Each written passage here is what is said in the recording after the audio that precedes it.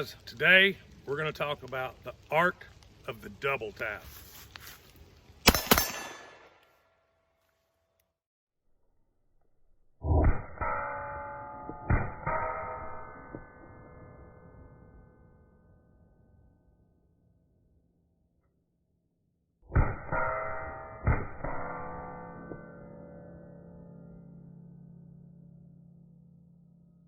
Okay, so I got my CZ75. This is my trusty stainless I've had for a long time. Me and it are very familiar with each other.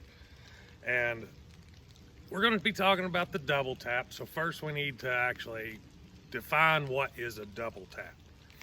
Everybody's heard the term double tap. Everybody knows it's 2 shots on target. You hear a lot of people say 2 to the chest, 1 to the head. Well, that's a double tap, and then 1 to the head. But a true double tap isn't just 2 consecutive shots.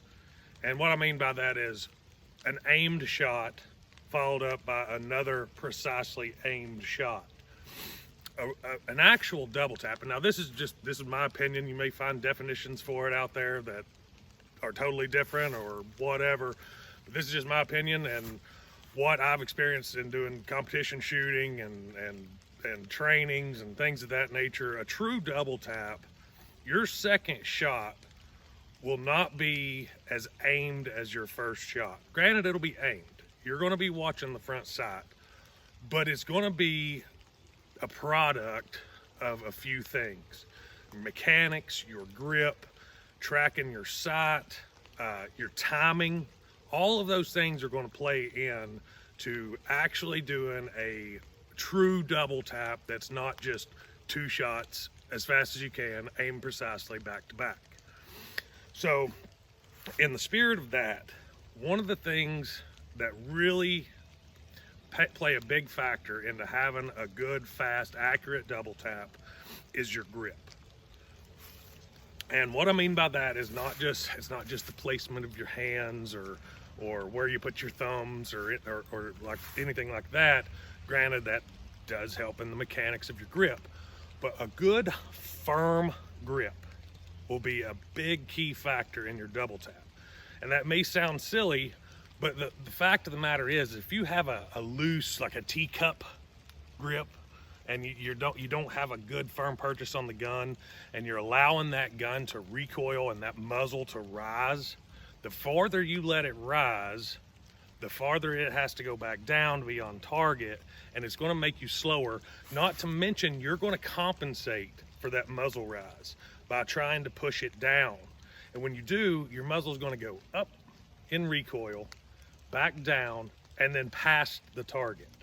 So the goal is, with your grip, is to keep this slide as flat as possible during your recoil impulse.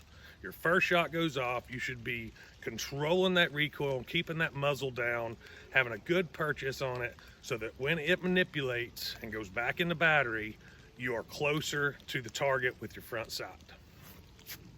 Now, revolvers, kind of the same thing, except you don't have a slide manipulating. But one big disadvantage with revolvers, with the exception of, say, the Chiappa Rhino, is your muzzle or your bore is actually quite a bit higher from your grip, from the top of your hand on most revolvers. I won't say all, but most, you have a lot higher bore axis, which in turn, just the physics of that alone causes a tendency for more muzzle rise. Now, you get a Smith & Wesson 629 large, heavy frame revolver, shooting powder puff loads, you're going to have less muzzle rise. It's all physics, guys. But on a double tap, the goal is to keep the gun gripped as firmly as possible and keep that muzzle from rising too far out of the sight picture. You don't want that front sight tracking way up in the sky and then trying to get it back on target. And I'm gonna go ahead and shoot with a really crappy grip. I'm gonna do the old grandma teacup grip.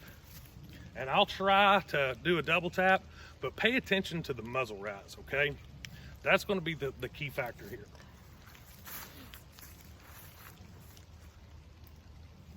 There's the old grandma grip. I'm gonna get her under here and teacup it. That was a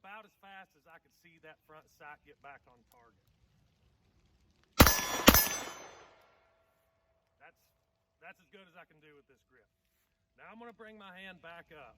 I'm gonna seat the gun deeper in my hand, use my thumb over grip, and when the gun's clear, I'll show you what that is. But I'm gonna use my thumbs over grip, get a firm purchase on the gun, and we'll see if we can speed it up just a little bit. Feel like that was quite a bit faster. So we'll go ahead and make clear. And I'm gonna show you what I was talking about with the grip. Go around the table.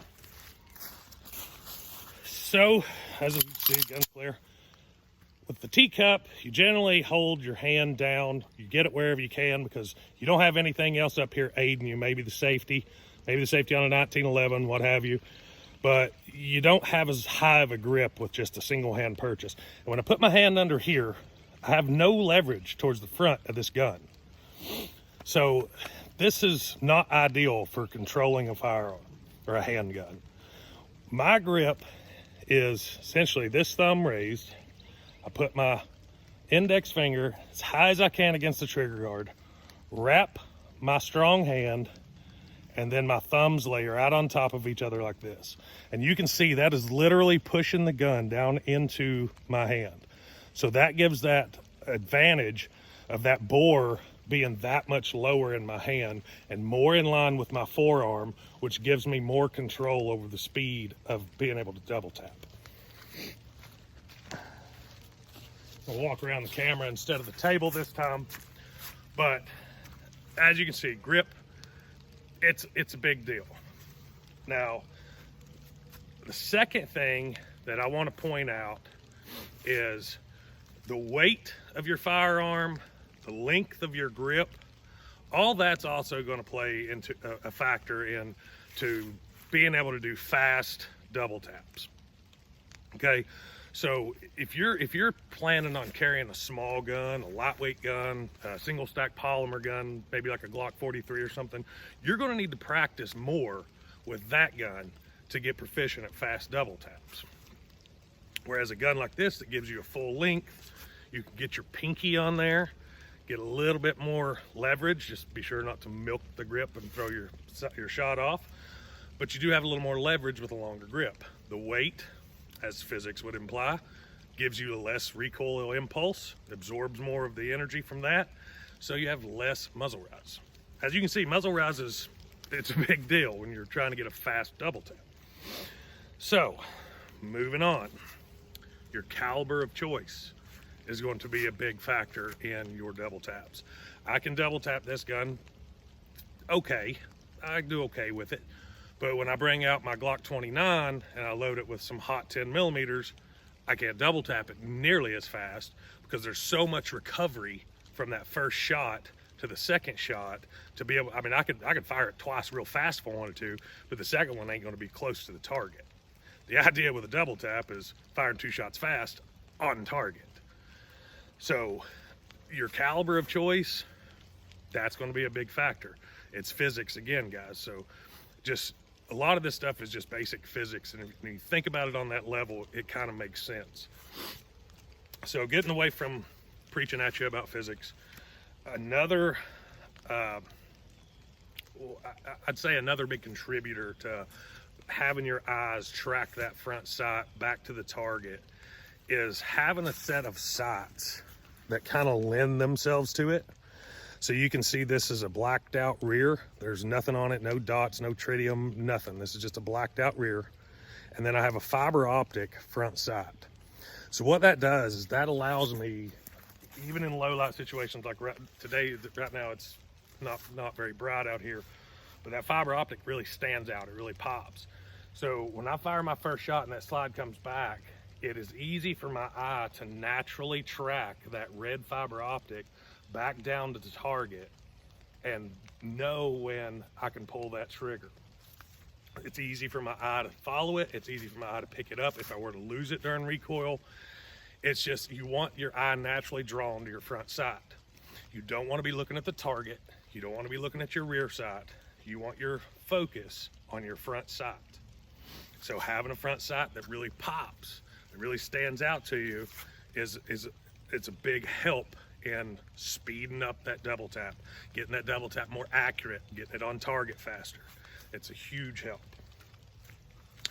And finally, the last and final thing that I would say about double tap and getting good at them and getting fast at them is practice. If you don't practice, you're never going to get the timing of that gun. And every gun's going to be just a little bit different. It don't matter if it's a 1911 to this, even a 9mm 1911 to this CZ. They're going to be close to the same weight. They're close to the same barrel length. Even if they're chambered in the same round, every gun's going to be a little different. The bore axis is going to be a little different. The grip's going to be a little different. So you may not be able to come out and double tap one fast, grab another one that's even similar to it, and do the same thing, or vice versa. So practice is always the key to everything you're going to do on a firearm. It's a very perishable skill. If you don't use it, you'll lose it. And I know that's a cliche saying, but it really means a lot when you're trying to improve yourself beyond just basic standing and poking holes in a paper target 10 yards down range. When you're trying to push yourself and trying to get yourself to do better, you've got to really keep at it. You've got to put rounds down range. And like I said, coming out and just popping rounds at a target, that's great. It works on your mechanics, but you really need to push yourself, and don't be afraid to miss. That is another thing about practice is when you're trying to get fast at double taps, don't be afraid to miss your shot. Don't be afraid to miss that second shot. Don't be afraid to miss the first shot because you're focusing on the second shot. It's going to happen. If it's not happening, you're not pushing yourself. You're not pushing yourself to even your current limit. So how could you expand past that? So, excuse me. So like I said, in the practice, you got to keep at it. You got to push yourself, and it'll start coming to you. I tell you, when I first started in USPSA, and I went to a couple matches, and I saw how many people were shooting so fast, it just sounded so just pow, pow, pow, pow, pow, and I wasn't anywhere near that. Well, I started studying and reading books by Brian Enos and a few other competitive shooters that are just known throughout the world. And one of the strategies that I picked up on was, like I was talking about with the timing and the practice, is just take rounds out, go into a berm, don't even set up a target. Just double tap, double tap, double tap, watch where they're hitting, but mainly get a feel for the gun, get a feel for the timing. Understand, if you're just a fuzz fast on the second shot, it's probably going to hit high. If you're just a fuzz low, or a fuzz low, you probably pulled just a fuzz too slow because your muzzle went down past the target and was down and about to come back up, and you pulled the trigger so it went low. So that's why I say timing is a big deal. You're going to have up, down, and then back on target. And that's an exaggerated movement, but that's essentially how it's going to go. And you've got to time that, whether it be on the down or when it comes back up and then pull, but that's going to be slower. So as I said, practice, practice, practice.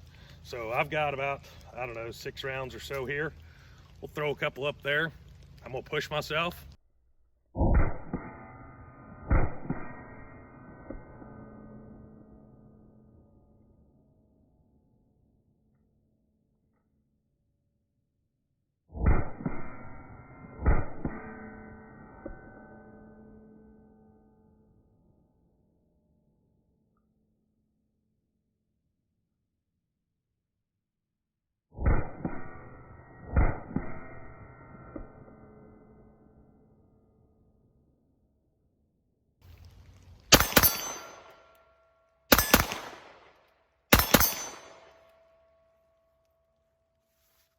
But as you can see, guys, if you want that fast pow pow pow pow pow pow top of double tap, try to work on the things that we talked about here today. Take your gun out to the range and do nothing but just double taps. Start out slow, work your way up. When you start missing, slow it down a little bit. Work your way up again. Start missing consecutively, slow it back down a bit more. So that's all I got for you today, guys. I'll roll in some slow-mo footage here for you all after this. If you like today's video, don't forget to like and subscribe. And as always, stay tuned.